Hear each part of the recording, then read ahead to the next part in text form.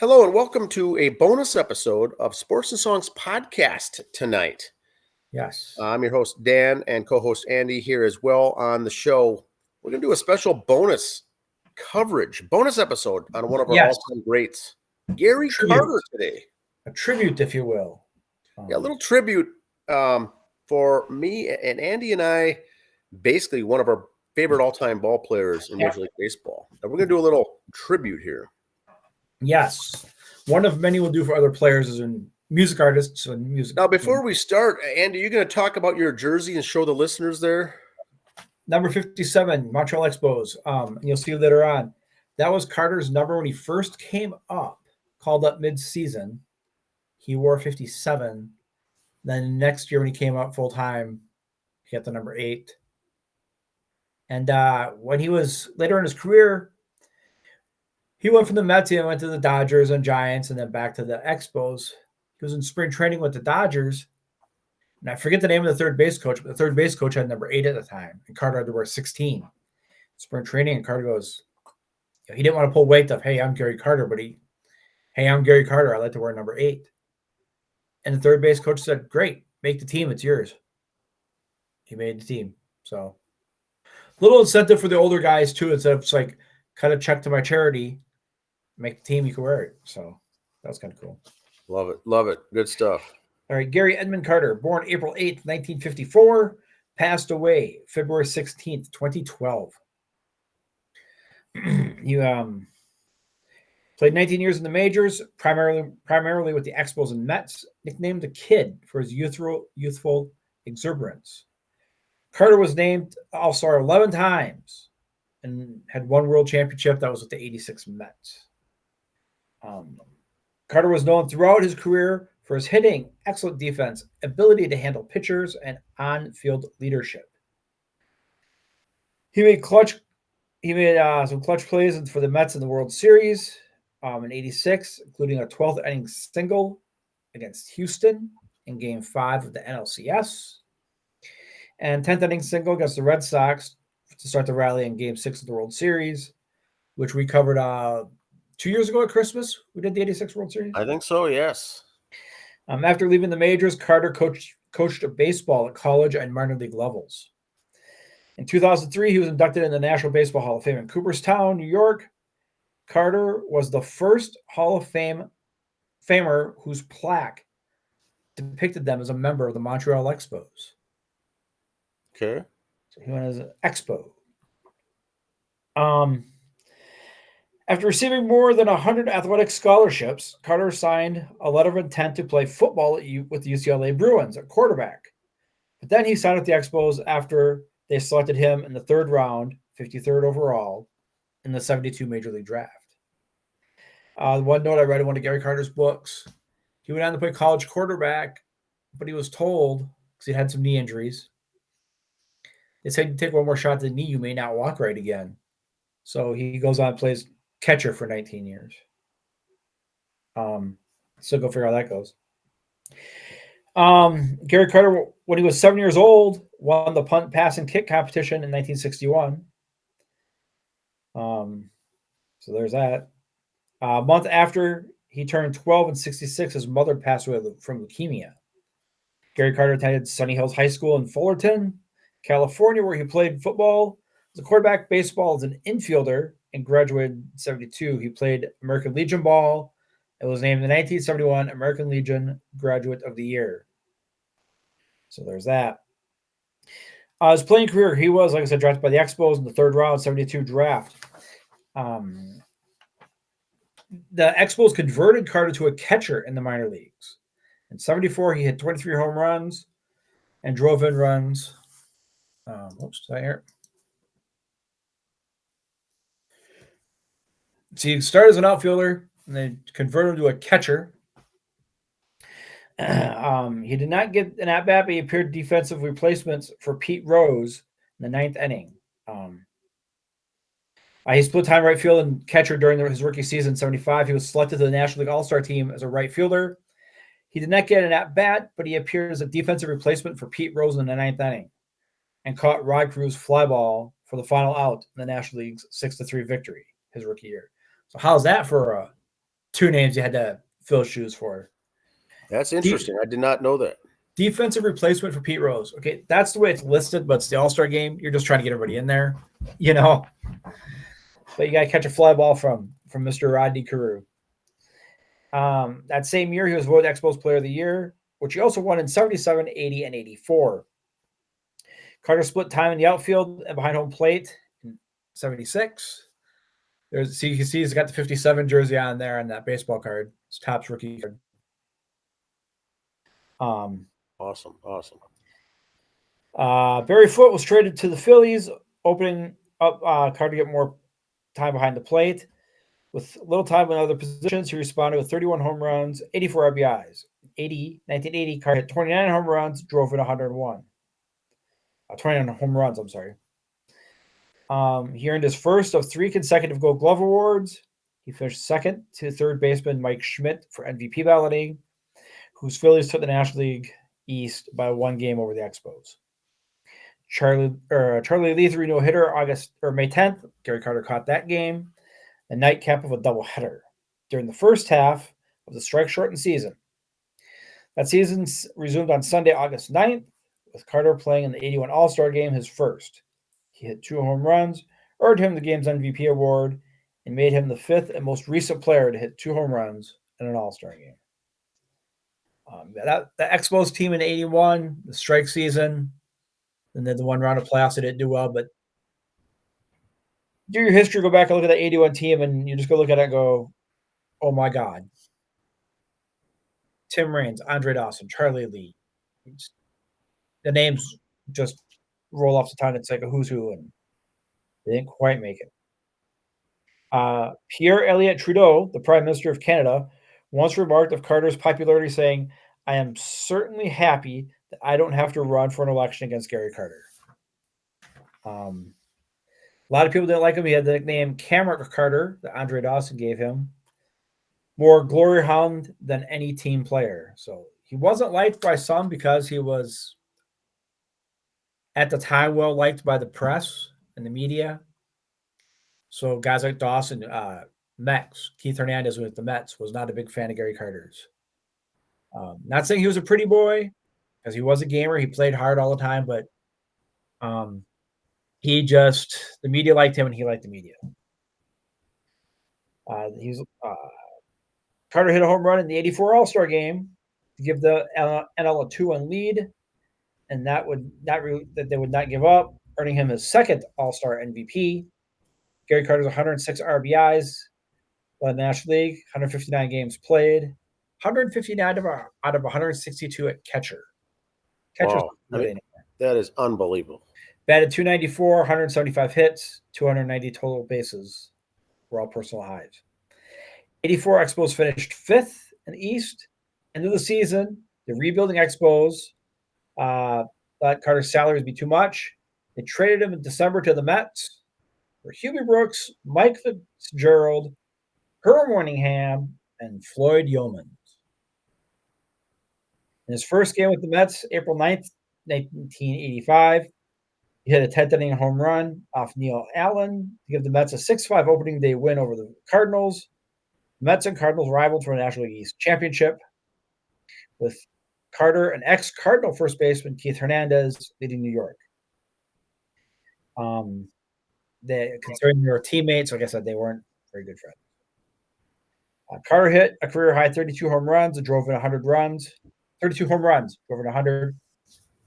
The Mets had 3 players finish in the top 10 in MVP voting. Dwight Gooden was 4th, Carter 6th, Hernandez 8th. You don't see that very often. In 1986, the Mets won 108 games and took the National League East by 21 games. 21 and a half games. Over the Phillies, Carter suffered a postseason slump in the NLCS, batting 148. However, he had the walk-off RBI single in Game 5 and had 2 hits in Game 6, which the Mets won in 16 innings. The Mets won the World Series in 7 games against the Red Sox. Carter batted .276 with 9 RBIs in his first World Series. He had 2 home runs over Fenway Park's Green Monster in Game 4 and is the only player to hit 2 home runs in both an All-Star game in 81 and a World Series game. So, take that. Carter started a 2-out rally in the 10th inning of Game 6, and he finished third in the National League MVP voting in 86. A-Star in 88, kind of saw the beginning of the end there. He batted .235 in 87, ended the season with 291 career home runs.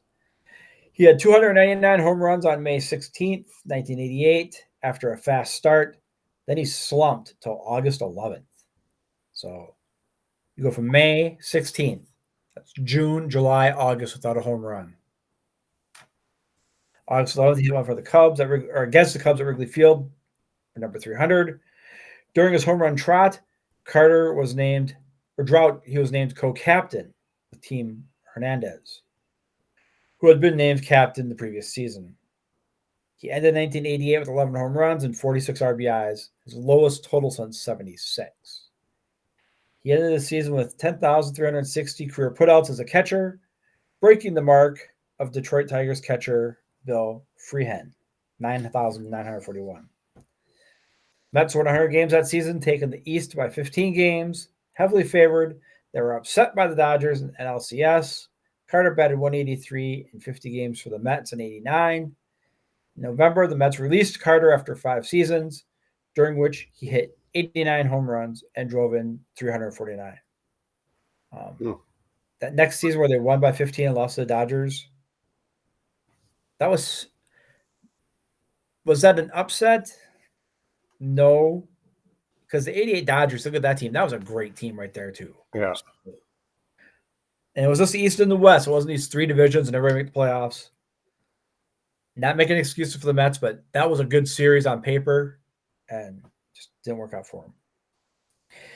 Released by the Mets after the 89 season, Carter joined the Giants at age 36. He platooned with catcher Terry Kennedy in 1990, batting .254 with 9 home runs. The Los Angeles Dodgers in 91, he found himself again in a pennant race, with LA finishing 1 game behind the Braves in the National League West. At the end of the season, Carter returned to Montreal for his final season.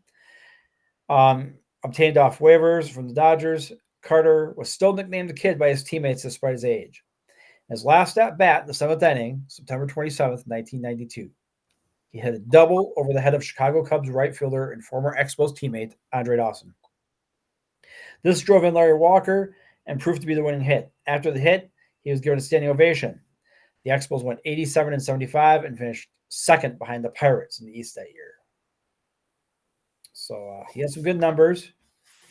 His .991 career fielding percentage is 5 points above the league average during his playing career. He also broke 100 assist barrier in 1977. He joined Johnny Bench and Jim Sundberg as the only major league catchers to have more than 100 assists in a season since the end of World War II. Wow. His 6th year of eligibility in 2003, he was finally named to the Hall of Fame. Like I said earlier, he went in with the Expos logo on his hat. There's his rookie cards. The Mets, there's that. The Mets have never retired his number. There's his Hall of Fame plaque with plaque, the Expos. I do have a thing in Washington which says Carter and Dawson. Dawson's name is up there too. There was a banner for the Expos of the players' numbers retired. Rusty Staub and Andre Dawson with 10, Carter 8, and Tim Raines number 30. The Mets did have a patch for Gary Carter. You see that on the screen there, the black home plate with Kid 8 on it. Yes. They just wore a patch that the Mets have never retired his number. Although, since his death, no one has worn number 8 for the Mets. Oh, really? Desi Rutherford, I see 2001 wore number 8 for the Mets. Baerga wore his couple years there. Dave Gallagher. But no one's worn it since then, which is kind of, I guess, unofficially retired. I don't know. But then you look below, the Expos retired it, so the Washington Nationals have it listed. They list Gary Carter. He wore the number. It's retired. But yet, as the Nationals, they've had people wearing number 8. Okay, if you're a team and you move to another town, and you're going to acknowledge players from the past, just because you change city names and team names, if a number is retired, honor it and don't give it out. Yeah. I mean, I'm sorry, that's just. Yeah, you can't have it both ways. You retire it or you don't. And I think, let me check one thing here. Okay, I mentioned UCLA football, 1972. I had to do a little look. Well, since Carter didn't play football in 72, who did? Okay. Who's this poor SOB that had to fill Gary Carter's shoes? Well, junior college transfer, son of a former Heisman Trophy winner, he stepped in. That team was tied for 17th in the coaches poll that year, 15th in AP. They were 8-3 record, 5-2 in the Pac-8. Only 8 teams back in the Pac-8 there in 1972. That quarterback, his nephews are Matthew and Gunnar Nelson. His uncle Mark Harmon. Leroy Jesse Gibbs from NCIS. Yes. Okay. Chicago Hope guy. Other shows he was on. Mark Harmon ended up being the quarterback instead of Gary Carter that year. So there's your we're here to educate part for you guys. Now, didn't Mark Harmon also play Ted Bundy in the TV miniseries about Ted Bundy? We'll have to do a Mark Harmon episode to cover that. But yeah. That's pretty good. I did not know that. So it would have been him in the quarterback battle or Gary Carter that year for UCLA Bruins. Mark Harmon's dad won the Heisman. Tom Harmon won it. I don't know what year, but he had won it. Year 72 Bruins football team. New quarterback this season was Mark Harmon, a junior college transfer and son of Heisman Trophy winner Tom Harmon. In his first game with the Bruins, Harmon led the wishbone offense and gained the late night upset over top-ranked Nebraska. Ooh, the Cornhuskers. Yes. So, so he did beat the Cornhuskers that year. So they finished 5-2, 8-3 overall, 15th ranked. So there you go. Mark Harmon ends up playing quarterback instead of Gary Carter. Who knows? Would he have stayed at junior college? Would he have moved on? Yeah, it's interesting. Interesting setup, but that's some good stats. The guy was a tremendous athlete, Gary Carter. And the one thing that stood out was that 159 games played as a catcher. Yep. For Montreal. This is National League for the newer listeners. There was no DH in those days. And you carried 2 catchers.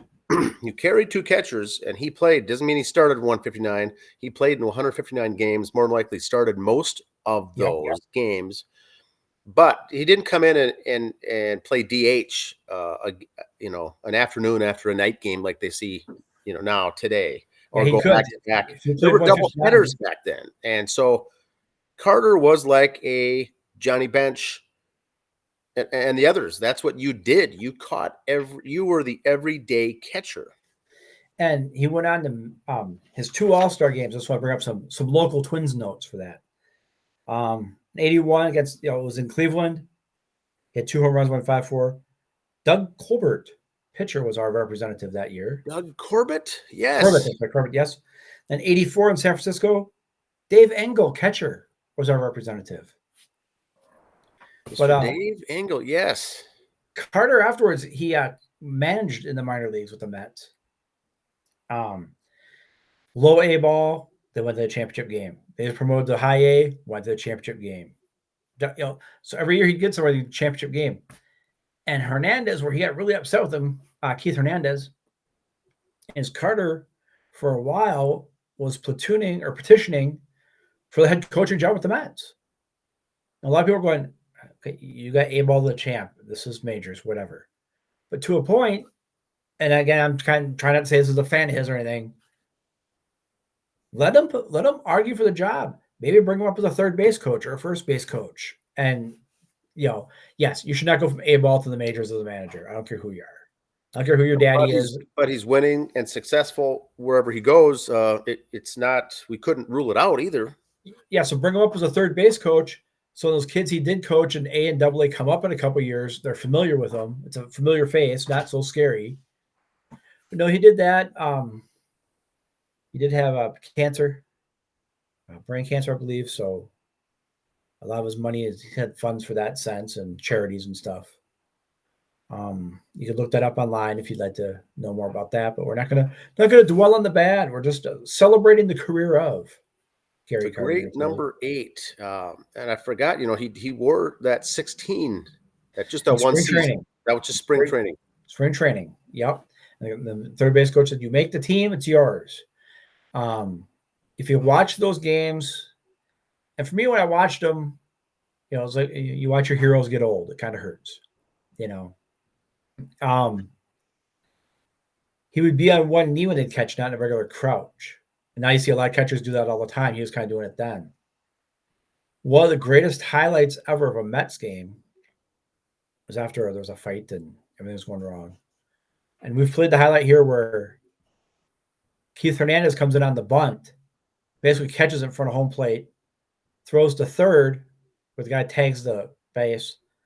That was Carter playing third base. Oh, it was? Johnson got thrown out for a fight. Because back then, Gary Carter never did it. He played third a handful of games. I think a handful at first, at the end of his career sometimes, like on a Sunday game or something. Because Johnny Bench was the end of it, where the saying used to be old catchers went to third base. You still got a strong arm. You got to have quick reflexes like a catcher. Not too much around the cover if you had a good shortstop, so you could kind of stay there. And now they kind of go to first base, but first or third is where old catchers went. And Carter really never got into that part. He took the manager around again. The bat speed was gone. And just the knees to get out of the box just weren't there anymore, too. But he was a great manager. Very religious man. In fact, is that Webster's dictionary or whoever the people dictionary? Gary Carter is credited for coming up with the word F-bomb. The F-bomb. It was, okay. He came up with the word F-bomb. He's given credit for coming up with that word because the guys in the dugout keep using that F-bomb all the time. Oh, okay. I did not know that. We're here to educate. We always educate. We like to educate. Andy, over the last probably 15 years, I try to always get number 8 when I play senior men's baseball on various teams. And Gary Carter's part of that very reason. I always loved Gary Carter. Always loved the number 8. So very good ball player all around. My God. Yeah. He was one of those guys, people either loved him or hated him. Because like you said, I know some guys that they couldn't stand him. Too happy, too smiley, too this and that. Look at the numbers. Look at the gritty play. He never Cadillac'd it, like Kirby would say. He wasn't Cadillac'ing. Always played hard. Always gave 110%. And you go back to the '86 World Series. I don't care how studly you are. 10th inning, you can see in '86 he wasn't the fastest man in the world. In today's game, he got that double and they kept him at second. In today's game, he'd have been pulled. I don't care who you are. You've been pulled for a fast runner to make sure you got that run in. Yeah. They kept him in because even '86, you had 2 catchers. It was him. I believe it was still Barry Lyons was the backup catcher then. So yes, Barry Lyons. I'm just saying, Now, how hard was it to find that the relic, that 1950 or that 57 jersey number of the Expos? Did you have to order that special online or something? Yes. Yeah. I saw some place with some old school jerseys, and I was looking to try to get like the old Brooklyn Dodgers jerseys or New York Giants. Okay. That's what I was thinking it was going to be when I looked. I saw an Expos 57. I'm like, no. And it was. That's a sweet jersey. There's not many of those floating around. I don't imagine. No, it is a knockoff one. I don't have the MLB patches on it. Yep. So it's got the Expos logo and the number, which is fine. Because without getting the patches on here, I saved about $85.